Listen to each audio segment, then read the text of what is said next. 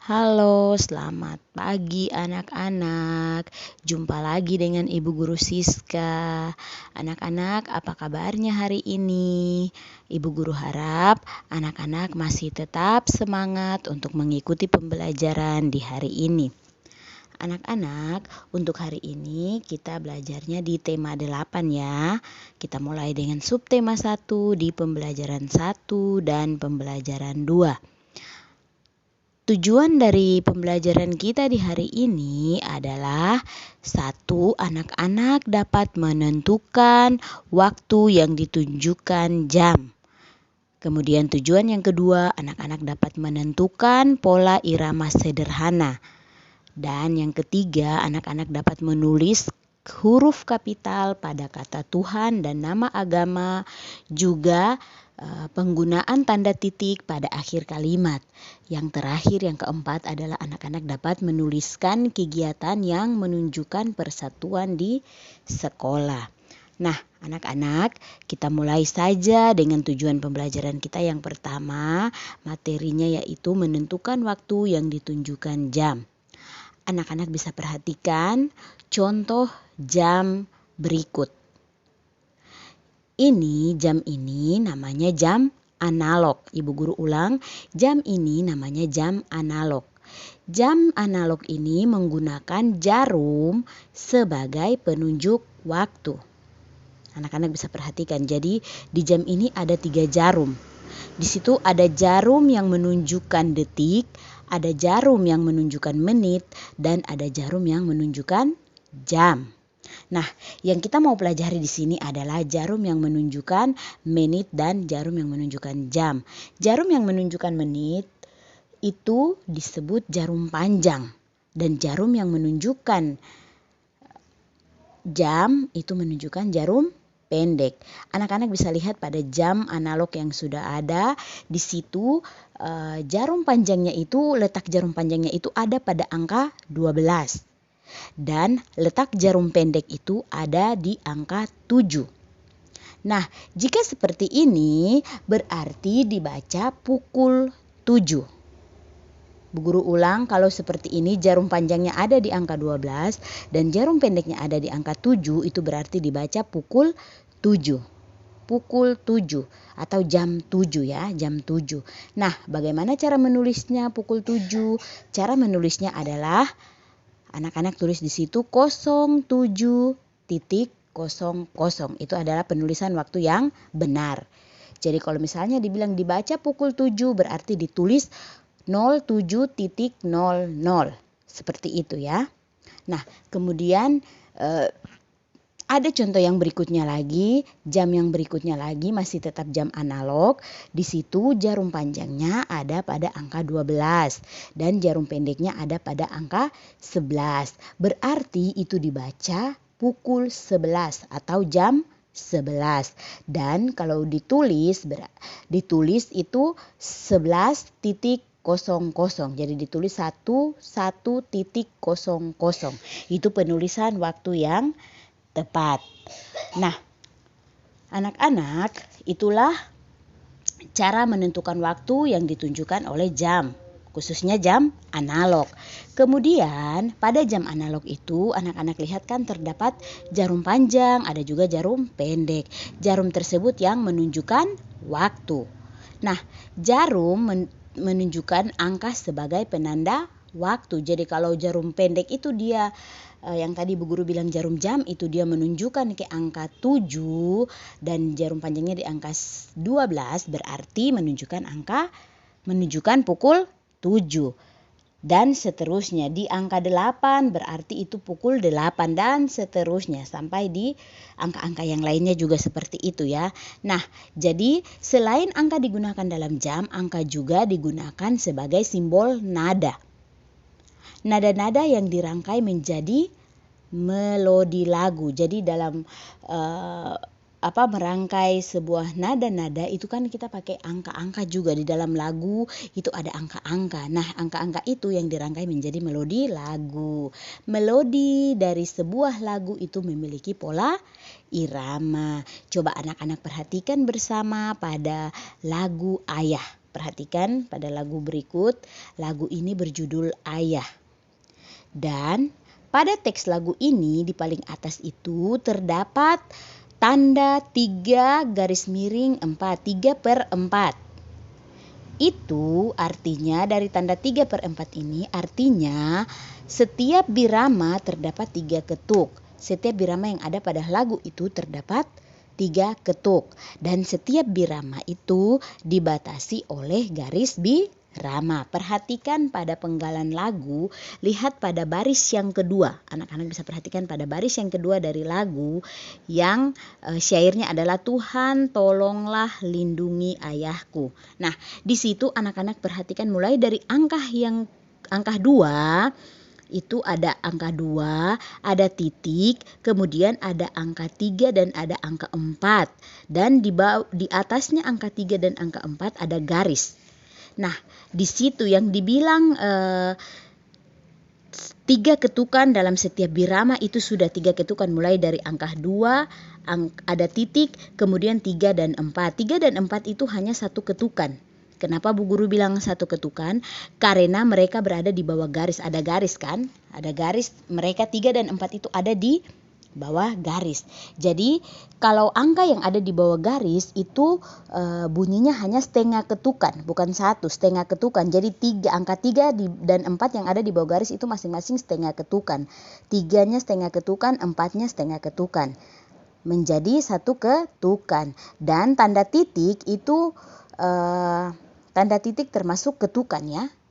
Ketukan, tanda titik termasuk ketukan. Jadi ketukan pertama ada di angka 2, kemudian ketukan kedua ada di tanda titik dan ketukan ketiga ada di angka 3 dan 4 yang di bawah garis. Itu menjadi satu ketukan.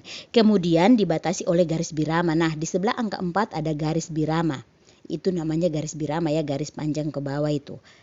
Nah, kemudian dilanjutkan dengan nada yang berikutnya, ada tanda angka 5, kemudian titik, dan ada tanda seperti angka 1 dan titik di atasnya. Itu 3 ketukan. Angka 5 menjadi ketukan pertama, tanda titik menjadi ketukan kedua, dan angka 1 bersamaan dengan titik di atasnya menjadi ketukan ketiga. Kemudian dibatasi garis birama. Nah, sudah jelas ya. Jadi setiap 3 ketukan terdapat garis birama. Setiap 3 ketukan lagi terdapat garis birama. Guru harap anak-anak bisa memahami apa yang Ibu Guru sampaikan ya.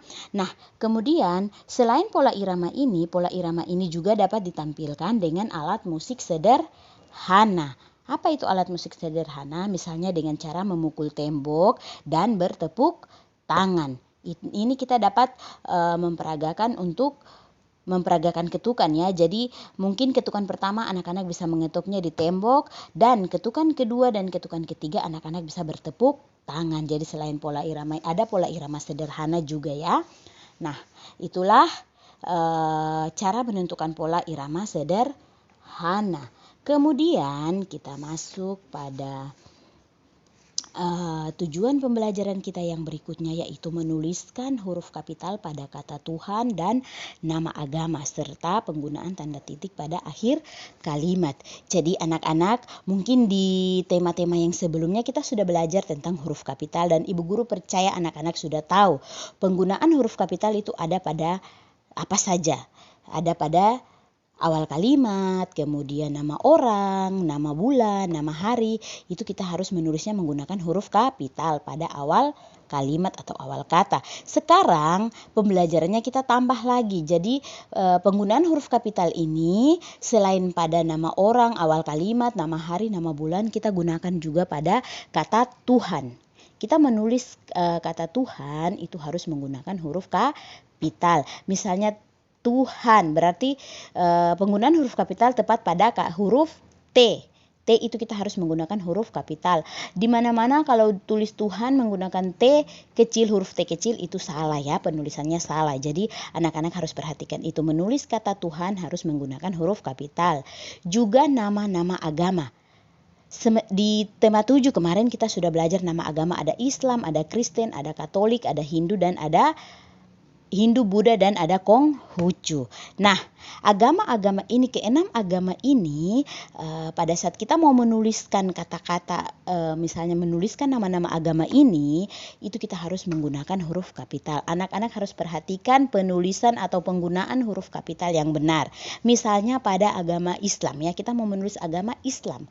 Berarti huruf I itu kita harus menggunakan huruf kapital.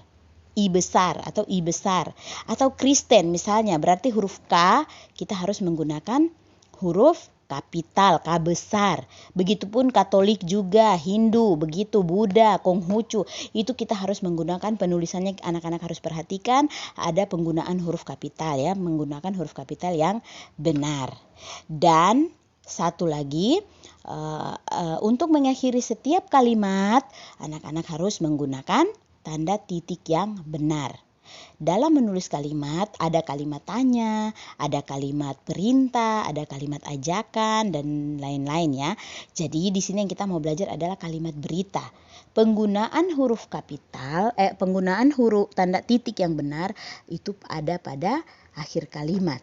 Pada kalimat berita. Kalau kita mau tulis kalimat tanya ya kita gunakan tanda tanya di akhir kalimat. Kalau kita mau gunakan kalimat perintah berarti kita gunakan tanda seru pada akhir kalimat. Sekarang kalau kita mau mengakhiri satu kalimat berita itu berarti kita harus pakai tanda titik. Jadi dalam menulis suatu kalimat, anak-anak jangan lupa untuk menaruh tanda titik pada akhir kalimat. Sampai di sini dulu materi untuk penggunaan huruf kapital dan tanda titik pada akhir kalimat, tanda titik pada akhir kalimat, dan penggunaan huruf kapital pada kata Tuhan dan agama. Kita lanjutkan pada tujuan yang berikutnya, yaitu menuliskan kegiatan yang menunjukkan persatuan di sekolah. Nah, ini yang anak-anak harus dengarkan baik-baik. Ini ibu guru rasa sudah setiap hari kita belajar supaya ada persatuan di sekolah, atau sekarang kita di rumah ya. Jadi supaya menjaga persatuan di tempat kita bermain atau tempat kita melaksanakan kegiatan yang sekarang kita mau pelajari ini di sekolah. Kita mau menuliskan kegiatan yang menunjukkan persatuan di sekolah. Supaya terwujud persatuan di sekolah, sikap apa yang harus kita lakukan supaya tetap terwujud persatuan di sekolah. Misalnya contoh ya, pada saat kita berdiskusi mengerjakan tugas kelompok, sikap apa yang harus kita tunjukkan supaya tidak boleh ada perselisihan, supaya terwujudlah persatuan pada saat kita mengerjakan tugas kelompok. Iya, supaya terwujud persatuan kita harus saling menghargai. Itu utama, kita harus saling menghargai, menghormati, menghargai antara teman satu dan teman yang lain. Pada saat teman mau menyampaikan pendapatnya, kita harus menghargai pendapatnya teman, pendapat yang diberikan atau usulan, saran yang diberikan teman kepada kita, supaya diskusi mengerjakan tugas itu berjalan dengan lancar dan selesai dengan baik ya, dengan harapan-harapan kita yang mungkin hasilnya biar dapat 100 semua, seperti itu. Kemudian misalnya pada saat kita bermain bersama teman di sekolah, apa yang harus kita ciptakan? Kita harus ciptakan hidup rukun, kita harus ciptakan kerukunan supaya kita bisa bermain bersama dengan teman-teman. Kalau kita tidak rukun dengan teman, kita tidak akan bisa akrab dengan teman, atau kita tidak bisa bermain bersama teman, karena pasti teman juga tidak mau dia bermain seperti ini, saya tidak suka, nanti kita tidak punya teman. Jadi kita harus rukun dengan teman siapa saja. Kemudian mungkin contoh lain seperti mengerjakan piket bersama, itu kita harus kompak supaya pekerjaan kita cepat selesai.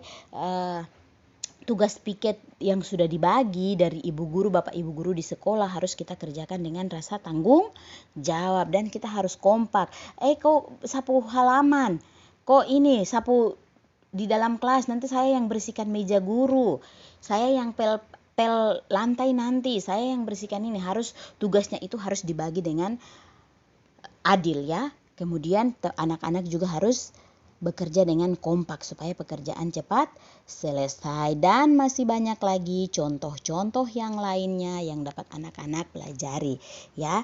Jadi mungkin untuk hari ini penjelasan Ibu Guru cukup sampai di sini.